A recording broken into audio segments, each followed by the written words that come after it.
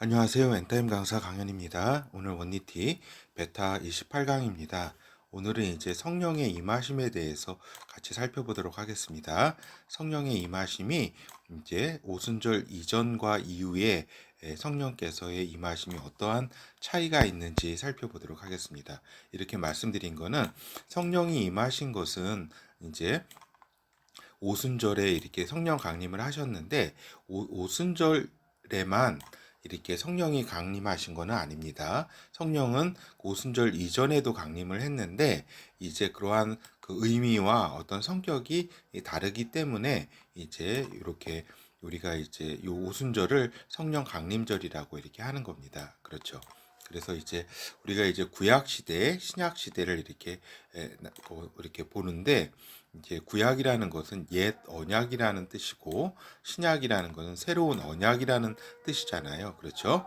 구약의 어떤 그 먼저 약속은 하나님의 그 백성들을 이렇게 형성시키는 그러한 언약이라고 한다면 구원시키는 언약이라고 한다면 이제 새로운 약속 그 신약 새로운 약속의 시대는 하나님의 아들들을 탄생시키는 그러한 어떤 언약이다라고 하는 것입니다. 그렇죠. 이것이 핵심이고 그래서 이제 본어에 들어가서 우리가 오순절 이전과 이후의 성령 강림의 그 차이를 말씀드리도록 하겠습니다.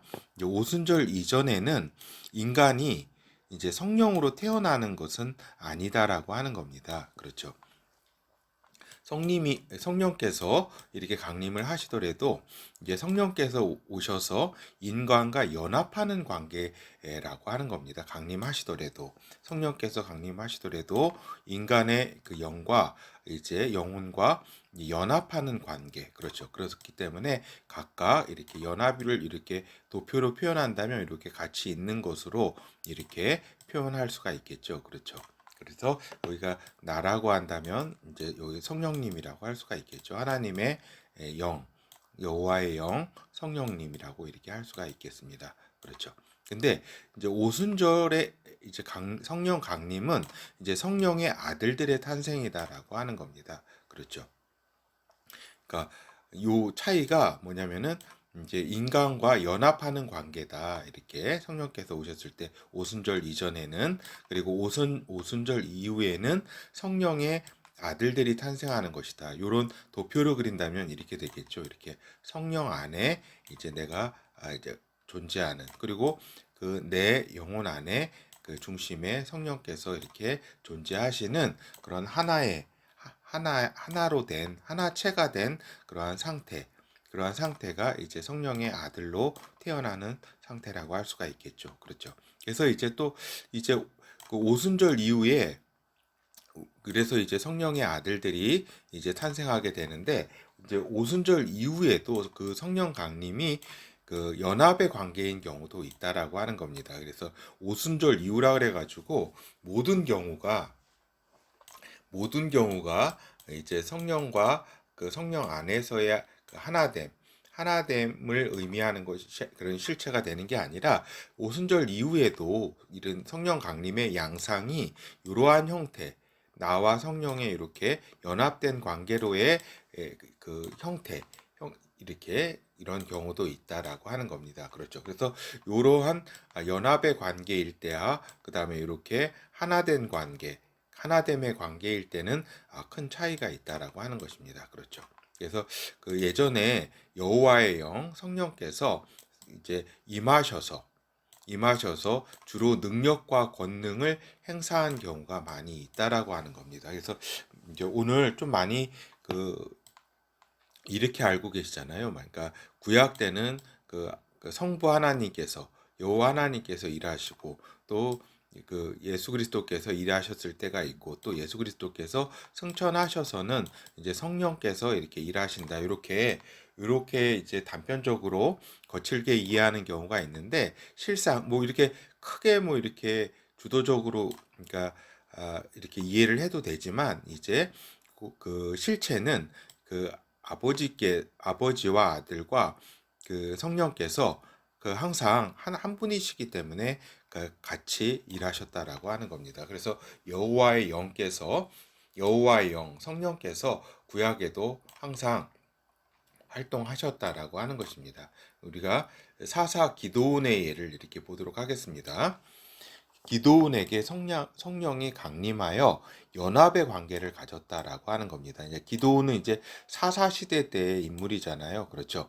기원전 1000년 이상 다윗과 사울과 다윗 왕 나오기 이전에 그 사사 시대라 그러잖아요. 기원전 10세기 이전에 그러한 시대에 사사가 다스리던 시대, 그때 기드온에게 성령이 강림하여 연합의 관계를 가졌다. 근데 여기 강림하였다는 것이 이렇게 아들로 태어나고 거듭난 성령으로 거듭난 것이 아니라 성령과 연합의 관계를 가진 상태라고 하는 겁니다. 그래서 이제 기드온의 말기에는 기드온이 우상 숭배를 하게 됩니다. 이제 젊었을 때는 굉장히 성령에 충만해서 성령에 순종하는 삶을 살다가 이제 그 말기에 이제 우상 숭배를 하게 되고 또 그래서 하나님의 영, 성령도 떠나가셨다라고 하는 겁니다.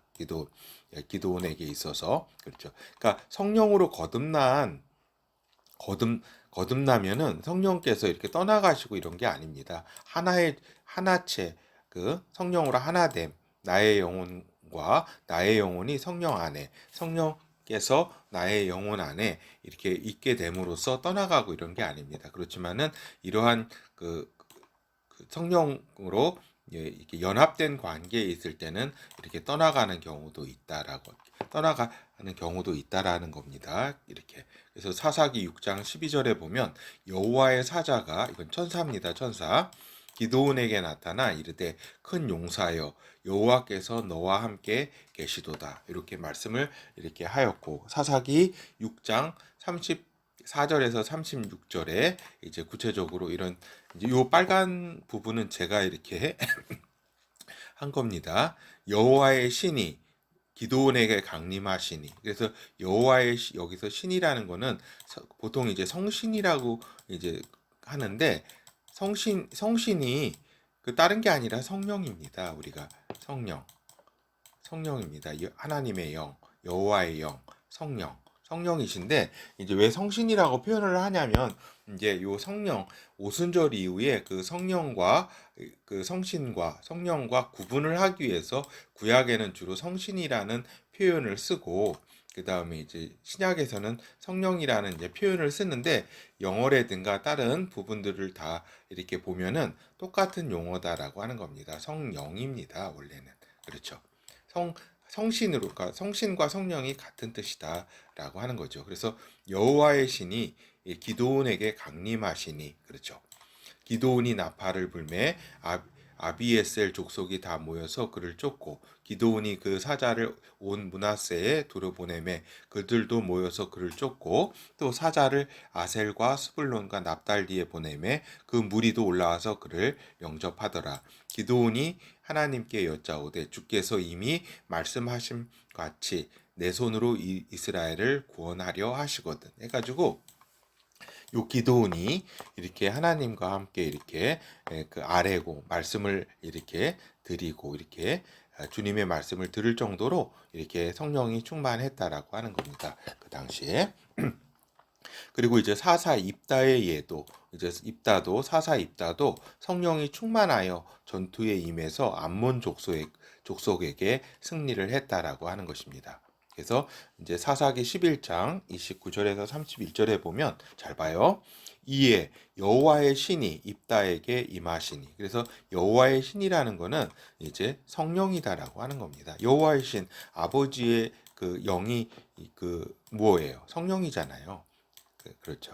성령이다라고 하는 겁니다. 여호와의 신이라고 번역을 했는데 이것이 성신이다라고 하는 겁니다. 입다가 이제 길르앗과 므낫세를 지나서 이렇게 쭉쭉 이렇게 한 다음에 그가 여호와께 서원하여 가로되 주께서 과연 암몬 족속을 내 손에 붙이시면 내가 암몬 족속에게서 편안히 돌아올 때에 누구든지 내 집 앞에서 나와서 나를 영접하는 그를 여호와께 드릴 것이니 내가 그를 번제로 드리겠나이다 하니라. 그래서 이럴 뜻이 이제 여호와의 신이 입다에게 임하셨다. 그러니까 이렇게 오셔서 성령, 성신이 오셔서 입다의 그 안에 그 영혼과 이렇게 연합의 관계를 가졌다라고 하는 겁니다. 이 임하심이 다 성령으로 이게 거듭난 게 아닙니다. 성령으로 거듭난 게 아니라 그 성령과 연합을 했다라고 하는 것입니다. 그렇죠.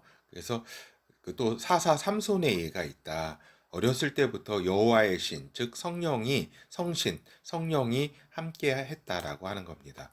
하나님의 능력으로 힘이 엄청났다. 근데 이제 서원을 어기는 행동을 했을 때 그 능력이 나타나지 않았다. 그러니까 머리가 그 잘리게 됨으로써 힘을 저기 했었죠. 뭐 이야기는 아실 겁니다. 근데 이제 마지막에 하나님께 회개를 했다. 그래서 구원을 받았다 생각이 듭니다. 그렇죠. 요 사사 삼손도 20년 동안 이렇게 사사로 이렇게 이스라엘 가운데 있었죠. 사사기 13장 24절에서 25절 여인이 아들을 낳음에 이름을 삼손이라 하니라. 아이가 자라매 여호와께서 그에게 복을 주시더니 소라와 에스다올 사이 마한의 단에서 여호와의 신이 비로소 그에게 감동하시니라. 그러니까 여호와의 신이 그에게 감동하셨다. 그래서 이 삼손이 그 성신, 성령, 여호와의 신, 거기에 이제 잘 순종하여서 그 말씀에 이제 따름으로써 굉장히 마음을 감동해서 그 안에서 주와 함께 연합했다 이런 의미입니다. 그렇죠.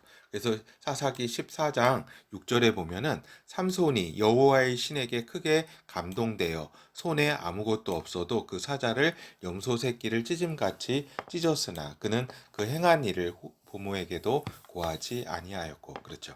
그래서 여호와의 신이 크게 삼손에게 감동했다. 임에서 같이 함께 하셨다라고 하는 겁니다. 그리고 다윗도 그렇고 그렇죠. 주로 여호와의 신이 함께 하셨다. 그렇죠. 그래서 사울 왕의 예에도 볼 수가 있다라고 하는 겁니다. 그러니까 사울 왕에게 성령이 임하여 사울 왕이 예언도 하였고 또 성령이 충만하였다라고 하는 겁니다. 그러나 이것은 일시적인 것이었으며 사울의 결말은 하나님의 뜻에 이제 반하는 삶으로 기결되었다라고 하는 겁니다. 그러니까 일찌감치 잠시 성령이 임하여 이렇게 그 사울 왕에게 이제 예언의 은사도 주고 이랬지만은 결국에는 사울 왕이 사악한 마음을 계속 갖게 됨으로써 악한 영을 쫓고 하기 때문에 성령께서 이렇게 떠나가신 거죠. 그렇죠. 그래서 사무엘상 19장 19절에서 24절 혹이 사울에게 고하여 가로되 다윗이 라마 나요스에 있었더니 하며 사울이 다윗을 잡으러 사자들을 보내었더니 그들이 선지자 무리에 예언하는 것과 사무엘이 그들의 수령으로 선 것을 볼 때에 하나님이 신이 이게 성령이에요. 보통 성신이라고 이제 표현을 하고 그런데 성령이다라고 하는 겁니다. 하나님의 성령이 사울의 사자들에게 임함에 그러니까 사울의 사자들에게 임함에 그들도 예언을 한지라 혹이 그것을 사울에게 고함에 사울이 다른 사자들을 보냈더니 그들도 예언을 한 거로 사울이 세 번째 다시 사자들을 보냈더니 그들도 예언을 한지라. 이게 무슨 말씀이냐면 이 사무엘과 그 선지자 제자 무리들이 굉장히 성령 충만하게 있었기 때문에 사울이 이렇게 그 부하들을 이렇게 보냈어도 그들이 같이 성령으로 감동 감화 받아서 이렇게 예언도 하고 이랬다라고 하는 겁니다. 이에 사울도 라마로 가서 세구에 있는 큰 우물에 이르러 물어 가로되 사무엘과 다윗이 어디 있느냐 혹이 가로되 라마 나요스에 있나이다.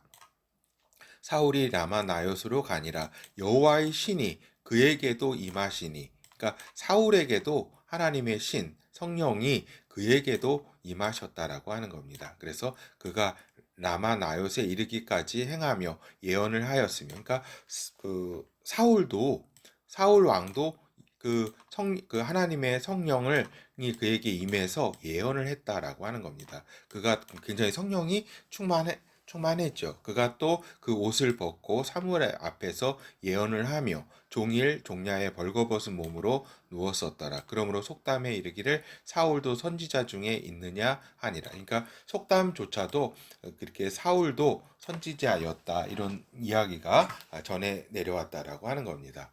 그렇죠.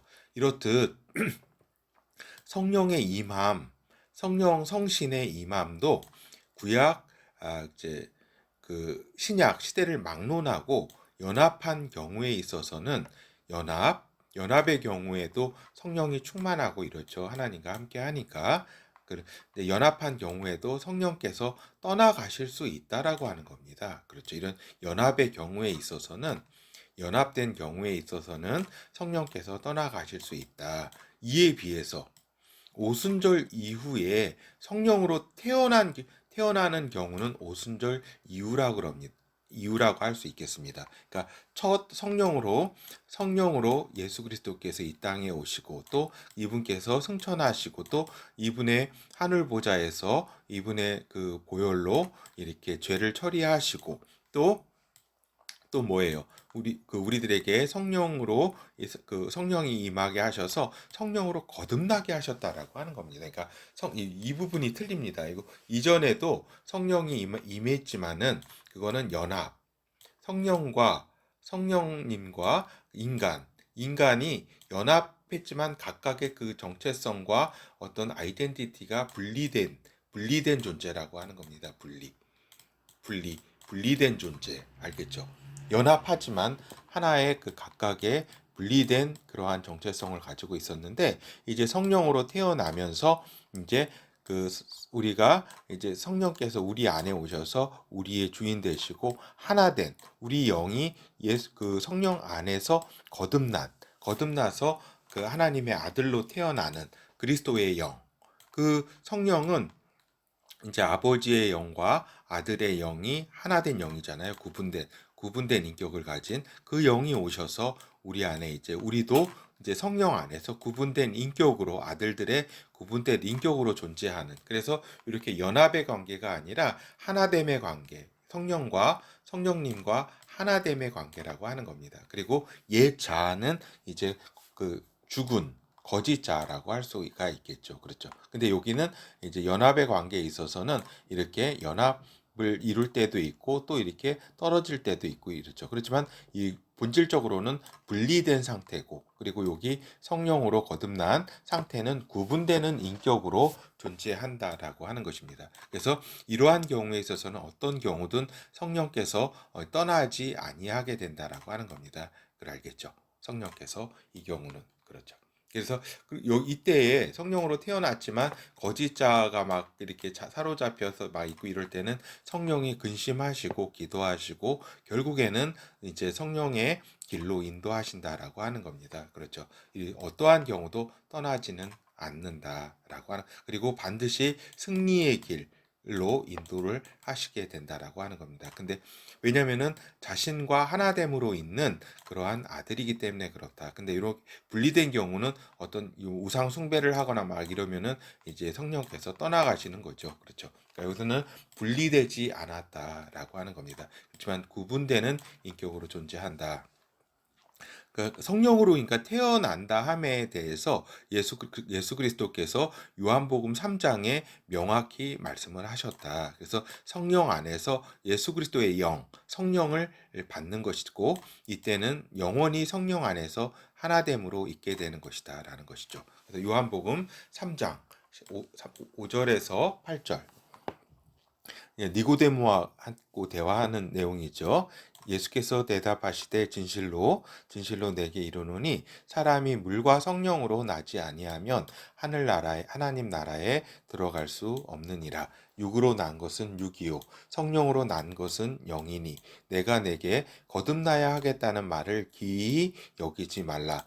바람이 임의로 불매 내가 그 소리를 들어도 어디로 오며 어디로 가는지 알지 못하나니 성령으로 난 사람은 다 이러하니라. 성령으로 나았다라고 하는 겁니다. 그렇죠. 이전까지는, 오순절 이전까지는 성령으로 나은 게 아니라 성령이 임하셔서 연합의 관계를 이루신 것이다라고 하는 겁니다. 연합의 관계. 근데 이것은 연합의 관계가 아니라 성령으로 나아서 하나 그 아버지와 아들의 하나됨 속에 우리를 초청하셔서 새로운 그 성령 안에서 나음받은 존재로 그렇게 있게 되는 것이다라고 하는 거예요. 그러니까 그 엄청난 질적인 차이가 있다는 것은 다 아실 겁니다. 그렇죠. 로마서 8장 8절에서 11절. 만일 너희 속에 하나님이 영이 거하시면, 이거나 원래는 이제 하나님의 신이 거하시면이나 이것이 다 이제 같은 이야기인데, 이제 신과 영을 왜 이렇게 구분을 했냐면 요 아까 얘기한 그 질적인 차이를 설명하고자 이렇게 그 용어를 한글 성경에서 이렇게 다르게 썼다라고 하는 겁니다. 하나님의 영이 거하시면 성령이시잖아요, 성령. 너희가 육신에 있지 아니하고 영에 있나니 누구든지 그리스도의 영이 없으면 그리스도의 사람이 아니라. 또 그리스도께서 너희 안에 계시면 몸은 죄로 인하여 죽은 것이나 영은 의를 인하여 산 것이니라. 예수를 죽은 자 가운데서 살리신 이의 영이, 예수를 죽은 자 가운데서 살리신 이가 누구예요? 하나님 아버지 아니에요? 하나님 아버지의 영이 너희 안에 거하시면, 그리스도 예수를 죽은 자 가운데서 살리신 이가 너희 안에 거하시는 그의 영으로 말미암아, 그러니까 성령으로 말미암아서 너희 죽을 몸도 살리시리라. 그렇죠. 그래서 그래서 제가 말씀드렸잖아요. 첫째 부활에 이르는 자는 성령으로 거듭난 자가 첫째 부활에 이르게 된다고 제가 말씀을 드린 바 있습니다. 됐죠? 그러니까 죽어도 살게 된다라고 하는 겁니다. 그렇죠? 그래서 이렇게 하나님의 아들들, 즉 성령으로 태어난 자들은 예수 그리스도 안에서 영생을 갖게 되는 것이다라고 하는 겁니다. 알겠죠? 그래서 이렇게 성령으로 거듭난 자가 죽어서 가는 길과 단순히 성령과 연합한 자가 가는 길은 또 다르다고 전에 강의로 말씀드렸습니다. 질적인 차이가 상상할 수 없는 그러한 차이가 있다라고 말씀드렸습니다. 그래서 우리가 보면은 초대교회 때 아나니아하고 삽비라가 초대기에 성령 충만했잖아요. 성령이 그 임했을 텐데, 그것이 성령으로 거듭나는 그러한 차원까지가 아니라 성령으로 연합되는 관계에 있었다. 그래서 이들이 사악한 마음을 이렇게 품게 되자 성령께서도 떠나가시고, 또 이들은 사단의 이렇게 생각대로 거짓말을 하고 막 이렇게 된 거죠. 그래서 결국에는 베드로에게 죽임을 당하잖아요. 그렇죠. 성령으로 충만한. 이렇게 해서 이렇게 보면은 저기죠. 우리가 이렇게 보듯이 성령에 임하신다고 함은 성령의 연합과 성령과의 하나됨이라고 하는 두 가지의, 이렇게 크게는 두 가지의 양태로 이렇게 볼 수 있다라고 하는 겁니다. 그래서 여기 성령과의 연합은 그래도 분리된 영이죠. 이렇게 성령과 우리 인간, 그 다음에 성령과 하나됨이라고 하는 것은 분리되지 않고 구분된 영으로서 인격체로 있게 된다라고 하는 겁니다. 그래서 성령과의 연합도 중요하지만 성령 안에서 기존의 존재와는 다른 전혀 새롭게 태어나야 된다라고 하는 겁니다. 그러니까 예수 그리스도께서 요한복음 3장에서 말씀하신 그 중생은 뭐예요? 오순절 이후에 있었던 이렇게 있었다라고 하는 겁니다. 그 전에는 중생이라는 건 없었고, 이제 성령께서 임하시더라도 인간과 연합했다라고 하는 겁니다.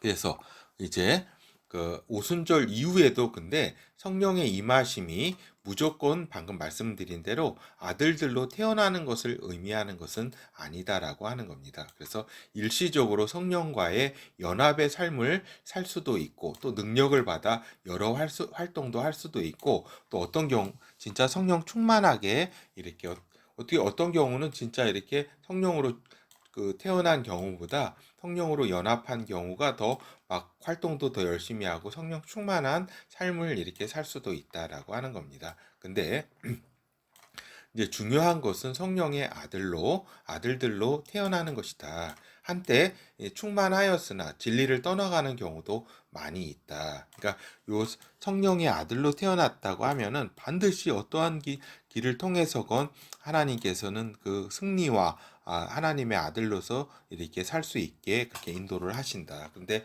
성령으로 연합한 경우는 어떤 때는 또 이렇게 너무 관계가 좋았다가 하나님과 관계가 좋았다가 자신이 하나님을 멀리해서 이제 성령께서 이 사람을 포기할 수도 있다, 떠나갈 수도 있다라고 하는 겁니다. 물론 참고 이렇게 하시다가 떠나가시는 경우도 있다. 그래서 이는 이제 결국 성령 안에서 태어남보다는 이제 성령과의 연합의 수준일 때는 그러하다라고 하는 겁니다. 그렇기 때문에 지금 이렇게 그 말씀드린 것처럼 이제 성령의 임하심이 성령 이렇게 그것이 이제 오순절 이후로 이렇게 엄청난 질적인 변화, 엄청난 그 의미가 실체가 다르다라고 하는 겁니다. 이런 여러 가지 말씀을 오늘 드렸고 우리가 성령으로 성령 안에서 태어나는 것, 그래서 성령과 하나 되는 것이 우리가 성령 안에 있고 성령께서 우리 안에 계신 이렇게 이러한 이제 실체로 우리가 제일 이것이 삶에서 인생에서 중요하다라는 말씀을 드립니다. 그래서 지금 많은 경우 무슨 방언과 어떤 은사와 이런 차원으로 이렇게 성령님을 이해를 하고 이런 경우가 많이 있습니다. 알겠죠? 이런 차원으로가 아니라, 그러니까 연합 성령님과 연합의 관계 속에서도 그러한 하나님의 은사와 여러 성령 충만한 것이 나타날 수 있죠. 다 그렇죠.